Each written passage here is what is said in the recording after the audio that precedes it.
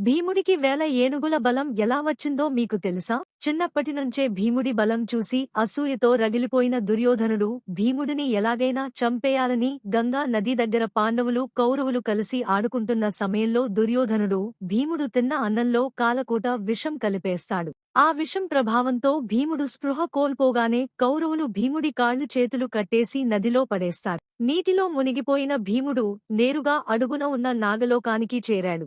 అక్కడ భయంకరమైన విష సర్పాలు అతన్ని చుట్టుముట్టి కాటు వేయడం ప్రారంభించాయి. భీముడి శరీరంలో ఉన్న విషానికి పాముల విషం విరుగుడుగా పనిచేసి ప్రాణప్రాయం తప్పి స్పృహ రాగానే వాటితో భీకరంగా పోరాడిన భీముడు ఆ పాములను ఎలా పడితే అలా కొట్టడం మొదలు పెడతాడు.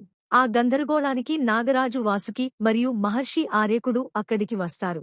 ఆర్యకుడు ఎవరో కాదు, కుంతీదేవి. వాళ్ల తాత అంటే భీముడికి ముత్తాత.